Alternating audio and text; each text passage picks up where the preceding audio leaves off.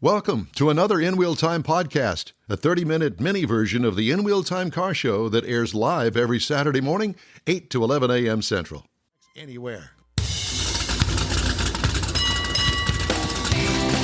Podcasting and streaming worldwide. It's the In Wheel Time car talk show. Just ahead, author and award-winning automotive journalist Jack Nerad joins us to talk about the winners of NACTOY, the North American Car and Truck of the Year Awards.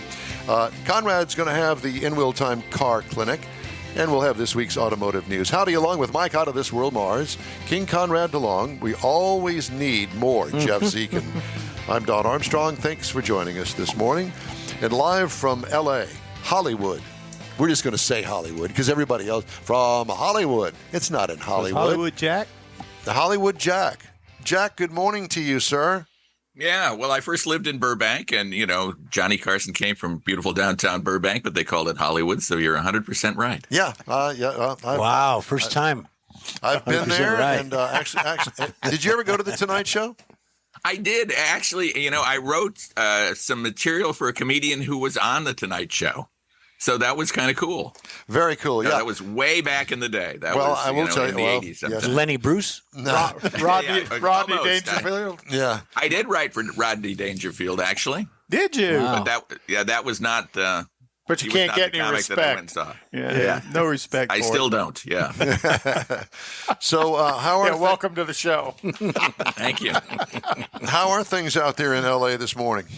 A little chilly, actually. We had about 44 degrees when I got up with the dog at 4 in the morning, and I think it's up to maybe 45 or 50 right now. Oh, wow. Wow, so it's chilly What's out there, going too. on? That's Yeah, a unusual. little cool here. Yeah, exactly.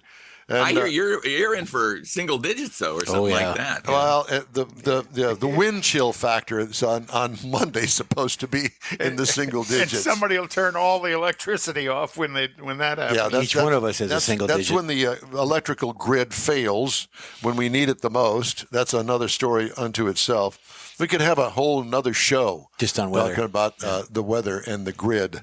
Anyway, that's not what we talked to you this morning about. Congratulations on another successful year in the North American Car and Truck of the Year Awards. And we thought we'd get your take on it. And how many categories are there, Jack? There are 3 big categories, actually. There's Car of the Year, Truck of the Year, and then Utility of the Year, which is our newest category. I think we added it about 10 years or so ago.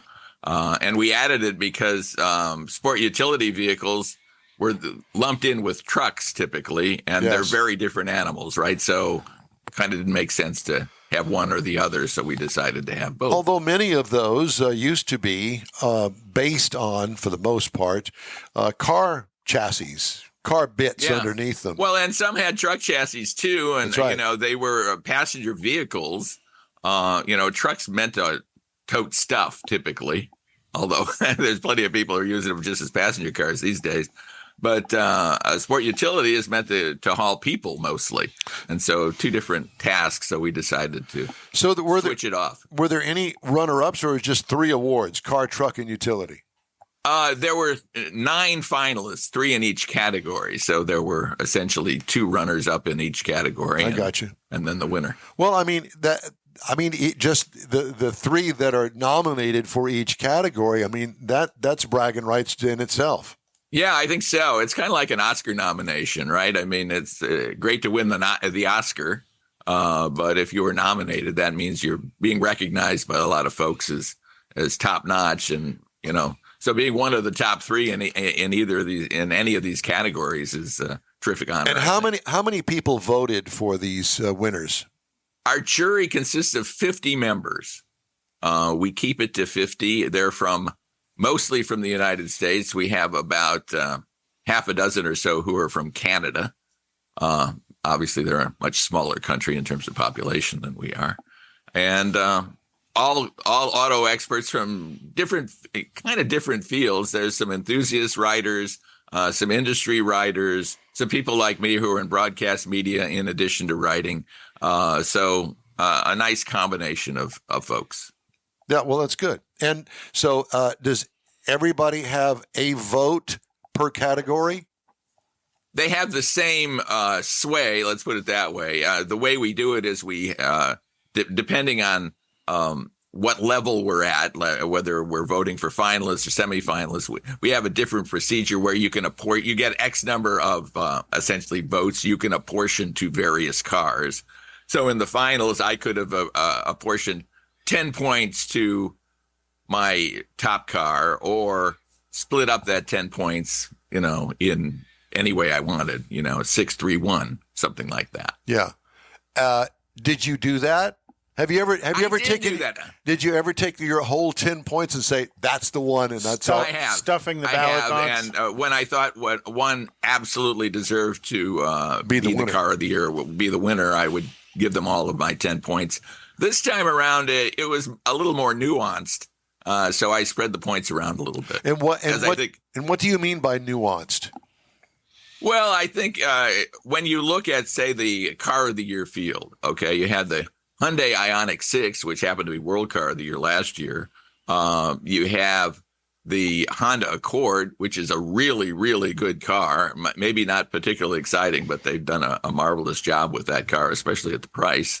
And then you had the winner, the Toyota Prius and Prius Prime, which are undoubtedly the best hybrids and plug-in hybrids as cars ever. So you really have a nice combination. And personally, I really like both the Accord and the Prius.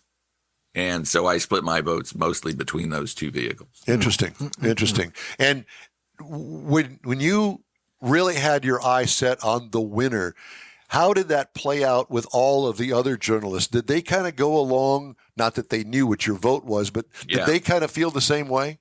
I think a lot of times, yes. I think a couple of years ago, the mid-engine Chevy Corvette was our car of the year. And a little bit of, off the beaten track for us, because we typically choose vehicles that are very mainstream, that are, every person kind of cars, as opposed to a Corvette. Corvette is kind of borderline there. I mean, it is an incredible value for what you pay for it, but it's a more expensive car than the typical person is going to pay for a car. Yeah, I assume, and I would do the same thing. I would assume that you would go for probably the biggest seller car. At least, what is it that really strikes me as an overall value and really a good-looking package? Yeah, like a Camry or something, like an Accord or something like that more people would buy than, say, for instance, a Corvette.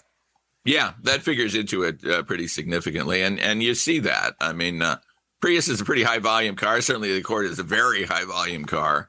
Another thing that's important, too, is we like to pick vehicles that we believe are going to be the segment leader. And that really came into play on Truck of the Year, where we chose the Ford Super Duty. The other contenders are good vehicles. There were two Chevys, actually, the Chevy Silverado EV and the Chevy Colorado, which is, really good midsize truck. But to our mind, or to my mind anyway, the Ford Super Duty is the segment leader. It is the segment leading heavy duty truck, whereas Colorado's good, but I don't know that it's better than the upcoming Toyota Tacoma, for example, or some of the others in the segment. So has NACTOY had any consideration about having maybe a subcategory for the EVs? Because in what I'm seeing in your 9 finalists, the 3 per category, there's an intermingling of EVs, and actually in the utility vehicle of the year, all 3 of them were EVs. Right. I mean, we consider EVs, and we've considered having separate categories, but our thinking was number one, we want to keep it very tight. You could name 10, 12 vehicles something of the year, right? But that would diminish the value of, I think, the car of the year. I agree with you. I agree with you totally. Yes, wholeheartedly. Well, go ahead, Don. No, I'm just going to say, because in the end, it's a vehicle that gets you from point A to point B, no matter what engine you choose. And to me, at least at this point in my life, when I look at all of the vehicles out there, you may like the EV, you may like the plug-in, Jeff likes the gasoline motor, and I like the gasoline motor. So, there's parity in that to me. Yeah, and we feel that vehicles have to compete against one another. EVs have to compete against gasoline cars and have to compete against hybrids. And, some vehicles, the Hyundai Kona, for example, comes in a couple of different flavors, right? And that works to their advantage. The fact that the Prius is both available as a hybrid and a plug-in hybrid, I think worked to its advantage and probably was the deciding factor. Interesting, yes. And that would be kind of like, let me think about that for a minute. So there's the plug-in hybrid and the true hybrid, and I'm going, I'm thinking I'm going to go with the hybrid myself. At this point in my life, that's what I'm going to go with because of the ease of getting the battery charged. And the distance. Yeah. Lack of range. And I'm sure that those kind of factors play in to the voting as well, Jack? Oh, absolutely. Absolutely. The good thing about a plug-in hybrid is you can operate it as a electric vehicle until the battery is spent, and then you have that gasoline motor essentially as your lifeboat to save you when that's gone.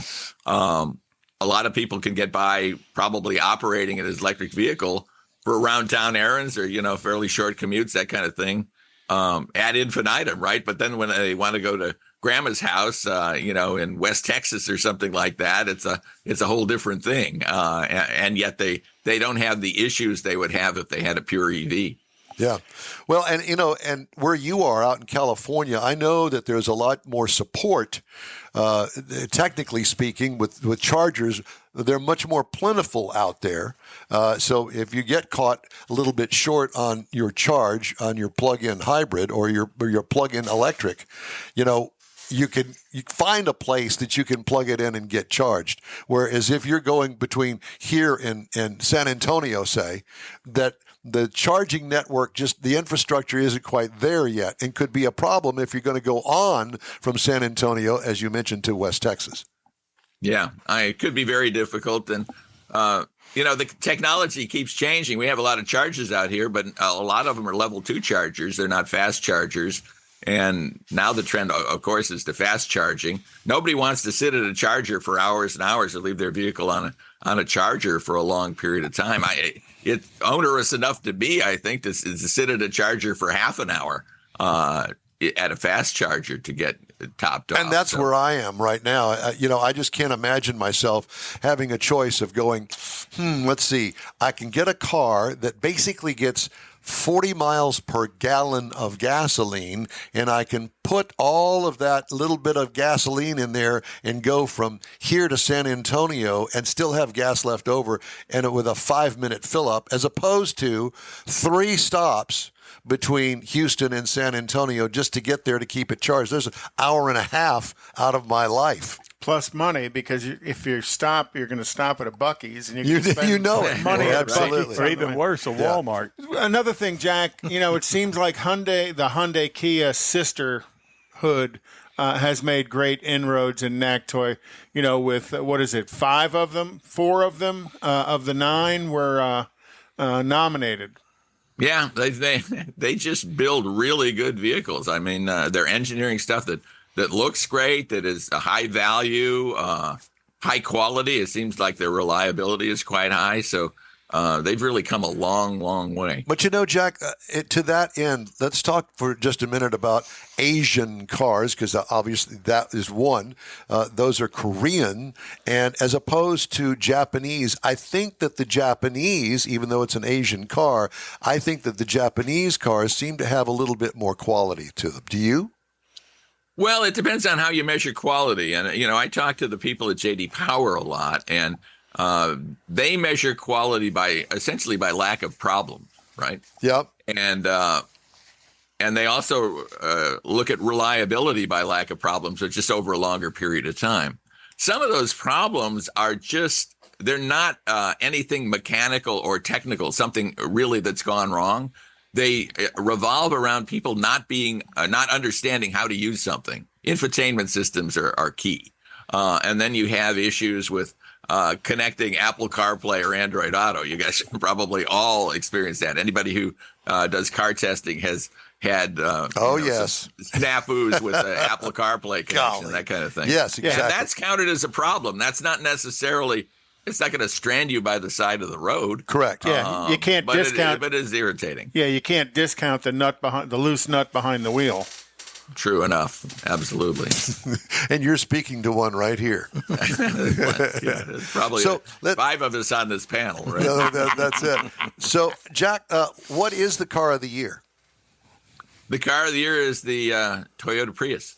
The Toyota Prius. The non-plug-in Toyota Prius. Well, actually, both. Prius and Prime. Yeah, Both of them. Prius and Prime. Gotcha. Right. Okay.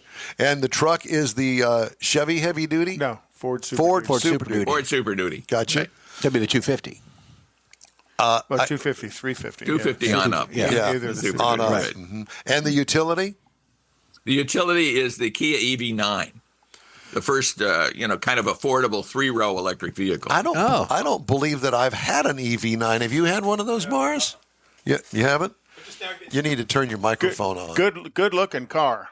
I've seen them. I've not. Have you driven? Obviously, you've driven it. Jack, what do you think? Obviously, I have. a lot. I have driven it. There's absolutely a ton to like about it. In fact, that it's a 3-row is really a breakthrough. It's essentially on the same platform as the EV6. It's taller. It's about the same length, but they wedge in a third row that's a fairly reasonable third row. I think when the third row is being used, it doesn't have a ton of cargo space behind the third row. It is certainly not the equivalent of a full-size conventional SUV, 3-row SUV, but it's absolutely a step in that direction, and I think it's going to be very, very important. And Kia looks at it as their flagship of their EV line, the way that they look at the Telluride as the flagship of their gasoline line. Yeah. And did it feel heavy? It actually feels pretty good. I think the saving grace, as you guys know, with electrics is the instant torque, right? Yeah, right. So they are heavy. There's no doubt about it. I mean, there's at least 1,000 pounds of battery, I've got to believe, under the floorboards there. And you kind of feel that, but I think I've maybe come to terms with that a little bit. And I think they're doing a better job of making that less obtrusive. Jack, it's always great to talk to you. We thank you so much for joining us today. Enjoy that warm California sunshine today, just for us. I'm looking forward to it. I'll try and get outside. All right. Well, and so when are we going to talk to you next? Well, as soon as you want me. I always enjoy talking to you guys, so it's a real pleasure for me. I'll do it anytime. Thank you, Jack. We appreciate you. Have a great day, and we'll talk to you again soon. Sounds terrific. You guys have a great day. Thanks. You too. Thank you. Conrad's Car Clinic. Boy. What is the clinic today? We're going to talk about what makes gasoline good or bad. Okay. Varnish is bad. Well, varnish is a result of the gasoline not burning properly. But, we're all familiar with different octane ratings of gasoline. When you pull up to the gas pump, you can choose 87, 89, 92, 93 fuel. And all those different octane ratings are available at most gas stations. The higher the octane rating is, or often referred to as premium fuel, is all about controlling detonation in the engine. Premium fuel does not necessarily burn cleaner than a regular fuel, and premium fuel is purely about octane. So the value of it, you've got to look at what your manufacturer requirement is for the octane reading for the vehicle that you drive. So if it's a high compression engine, turbocharged or supercharged engine, most probable it's going to call for a premium fuel because they want to control detonation in those engines. That spark knock can be pretty damaging to an engine. So the quality of gasoline, the average cost of a new car today is somewhere around $48,000, not counting for the EVs. With a price point nearing $50,000, it only makes sense that you do everything possible to take good care of your vehicle. That includes filling the tank with a high-quality gasoline. The worst gasoline brands in the nation are top-tier fuel. You got to remember, top-tier fuels were something that were come around in about 1995 when Audi, BMW, GM, Honda, Toyota, and Volkswagen all went to the fuel industry, the gasoline industry, and said, look, we need a fuel that has a higher content of deposit cleaning agents to keep the injectors, combustion chambers, and intake systems clean. So those manufacturers, those fuel manufacturers came out with what's called top tier. And there's a list for top tier fuels, and I'm going to post it on our social media. Valero, Exxon, Shell. Yeah, Valero, Exxon, Shell, Texaco, let's see, Costco, Diamond Shamrock, Gulf, Marathon, Mobil, Phillips 66, Arco 76, Citgo. Those are all top tier fuels. Citgo's Venezuelan. Yeah. You know, it's interesting, if I may just jump in here, to say to you, there was a fueling station called the Fuel Depot that I used to get fuel at. It is down off of Main Street. And the guy had pulled the truck in there, and he just finished, and I didn't really care if it got dirt in the in the fuel system or not. But at any rate, I asked him, I said, because there's no label on the side of the tanker. I said, so where'd you get the fuel? Oh, over in Pasadena. I said, no. What brand of fuel is it? Oh, I can't tell you that. I said, come on, man. Of course you can. It was Conoco. It was Conoco fuel. Now, that's got additives in it. Yep. Conoco was a top-tier brand. So it was a top-tier brand, but they didn't advertise that on the Fuel Depot place. No. You didn't know that you were buying Conoco fuel. And Sam's Club does the same thing. Sam's Club may be buying fuel, and Kroger's may be buying fuel from different vendors. So kind of the top tier kind of comes in and goes out, but it's not considered top-tier fuel. Well, you were talking about the Costco fuel. You mentioned it. Costco doesn't do their own refining, do they? No. But the vendor who provides them with their fuel is always a top tier fuel provider. Okay. So you got to think, a lot of those are, a station, an independent station. They buy their fuel from whoever their fuel wholesaler is. I wonder what Buc-ee's is. Well, Buc-ee's wasn't on the list at all. Beaver nuggets. And my point too is, your car calls for a certain octane rating. Get that octane rating. If you want longevity without having issues with the car, get a top tier fuel. And all of that relates back to the better you take care of your car, the longer it's going to last.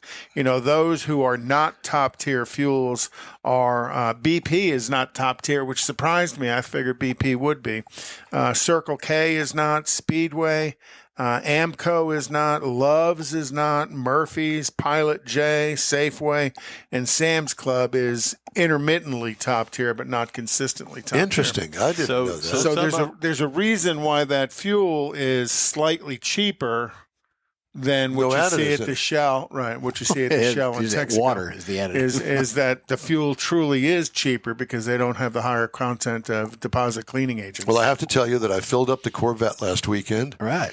With my 93 octane Exxon, $50. $50. Well, welcome to my world. It's been costing me about $60 to fill the Yukon up. Oh my gosh! Well, I'm buying big expensive fuel for the Corvette, so I baby that thing. You need an Oklahoma credit card. That's a siphon. A siphon. Oh gosh. But yeah, top tier fuels do make a difference, and I highly recommend if you're going longevity on your vehicles to use top tier fuels. May cost you a little bit in the short run, but it'll save you money in the long run. Hertz Global Holdings plans to sell a third of its U.S. electric vehicle fleet and reinvest in gasoline-powered cars due to weak demand for the battery-powered options. The sales of 20,000 EVs began last month and will continue over the course of 2024, the retail giant said Thursday in a regulatory filing. Hertz expects to record a non-cash charge in its fourth quarter, results of $245 million related to incremental net depreciation expense. That's how much they're losing. The company expects to reinvest a portion of the proceeds from the sale of EVs into the purchase of internal combustion engine vehicles to meet customer demand, Hertz said. The company expects this action to better balance supply against expected demand of EVs. Hertz shares were down 4.2% to $8.95 when the market closed Thursday. The stock declined 32% last year. Can I add something to that? They're mainly 21 and 22 models, and they're high mileage. That's the main thing. They're like above 50,000. On the EVs? On the EVs, they're high mileage EVs, and they're 21, 22 models. And you got to think, people don't treat rent cars well. No. No. Are you serious? Surely you jest. Who sent the video? What do you guys send? I sent you the video. That was just hilarious. During the week, I sent Conrad some videos of people that have misused their cars. I like the ones where they weld things, poorly welded things, to the engine block, suspension parts, exhaust systems. It's like, how do you even think of stuff like that? Well, I'll go all the way back to 1965 or 66 when Hertz was selling the Shelby. The Mustangs. Shelby GT350H, and people would rent it for the day, take it home, pull the 306 horsepower 289 out, put a regular one in, send it back to Hertz. Genius. It was. Yes. By the way, we didn't get a chance to get to Hemmings Sold Cars Roundup, but I got one for Jeff here. A 1968 Chrysler Town and Country wagon. There it is. Oh, Guess how much that beauty went for with the wood siding? Wood vinyl? $10,878. I was thinking like 14, but that's. Here's one for you, Jeff. A 41 Cadillac 62 red convertible. Look at that beauty. It's gorgeous. $36,700. A 41. A 41 unusual Cadillac. because there were very, very few 41s. Have you been watching the Mecum? I watched maybe 10 minutes of it. Yeah. There was a 69 Corvette convertible, and it went for $400,000. Why? Yeah. Well, there was also I think that was a custom. There was also a 1970 Oldsmobile Cutlass that went for $100,000. And you look at those, and I just saw that run by last year. The last Mecum. By the way, and I have a car for Mars. Oh, yay! This one's for you, Mars. It's a 1983 Chrysler LeBaron. Oh, gosh. With Corinthian leather? No, but it's Corinthian got wood siding on it. And It's still in the crate. No, it's a convertible, and it's sold for $7,500. That's for you. We're going to wrap up today's In-Wheel Time Car Talk Show after a quick break. We'll be right back. Rev your engines and set sail for the ultimate surf and turf. The Houston Automotive Show, January 24th through the 28th at NRG Center. One ticket gets you into both the auto show and the boat show. See your favorite car and boat brands under one roof. Learn about the latest electric vehicles and test drive one with Evolve Houston. Board your dream boat and check out the bass fishing demos. It's the Houston Automotive Show, January 24th through the 28th. Buy early and save at automotiveshow.com. You own a car you love. Well, why not let Gulf Coast Auto Shield protect it? Houstonian John Gray invites you to his state-of-the-art facility to introduce you to his specialist team of auto enthusiasts. We promise you'll be impressed. Whether you're looking to massage your original paint to a like-new appearance, apply a ceramic coating, install a paint protection film, nano-ceramic window tint, or new windshield protection called ExoShield, Gulf Coast Auto Shield is where Houston's car people go. Curbed your wheels? Instead of buying new, why not have them repaired? How about a professionally installed radar detector? Gulf Coast Auto Shield does that too. Get a peek inside the shop and look at the services offered by getting online and heading to gcautoshield.com. Better yet, stop by their facility at 11275 South Sam Houston Tollway, just south of the Southwest Freeway, and get a personal tour. Gulf Coast Auto Shield is your place to go for all things exterior.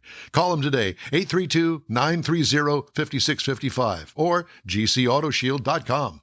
The original group of Lupi Tortilla restaurants will have you telling your family and friends just what the original recipes mean when it comes to the best fajitas in Southeast Texas. Founder Stan Holt invites you to visit the original Lupi Tortilla near I-10 and Highway 6. Here's the original house that inspired the design of all the rest and the original charm that helped make Lupi Tortilla the go-to destination for Houston Tex-Mex. Speaking of original, nothing can compete with the original lime pepper marinade that everyone will agree makes Lupi Tortilla award-winning beef fajitas the best anywhere. Loopy Tortilla Katy is another location that gives you the same quality and service Houstonians have come to expect at Loopy's. It's located just off I-10 of the Grand Parkway at Kingsland Boulevard in Katy. Find yourself in Aggie Land? Head to the Loopy Tortilla in College Station, located just around the corner from Kyle Field. It's a great place to enjoy those famous frozen margaritas before or after the game. Headed east to Louisiana, stop in at the Loopy Tortilla in Beaumont. It too's on I-10. You can't miss it. The original group of Loopy Tortilla restaurants invite you in for the best Tex-Mex anywhere. Well, that's it for this week's In Wheel Time Car Talk Show. Here's your invitation. You see it? Yep. Follow us on Facebook. Give us a like. Tell your friends about us and share our stuff if you would. We'll keep you posted on all things automotive all week long, including award-winning interviews, new car reviews, upcoming events, cruise-ins, racing, and car, truck, and SUV goodies. Hey, when you need a car fixed during the week, you can find the In Wheel Time Car Talk Show 24/7 via the iHeartRadio app. We live stream this show on Facebook, YouTube, and InWheelTime.com every Saturday, 8 to 11 a.m. Central. Daily 30-minute podcasts are available from your favorite streaming provider. We post a new episode every day. The In Wheel Time marketing, advertising advisor, and video technical director is We Always Need More Jeff Zekin. For booking agent, do it all, and IT connoisseur, Mr. Mike Mars. Oh, boy. Mr. Know-It-All, his royalty, King Conrad DeLong, and chief engineer, David Ainsley. I'm Don Armstrong. We hope you'll join us for another live, award-winning production of the In Wheel Time Car Talk Show next Saturday, January 20th, on all of our In Wheel Time Car Talk outlets. Have a great weekend. Stay warm out there. The Arctic blast blows in on tomorrow. Yeah. Go Texans.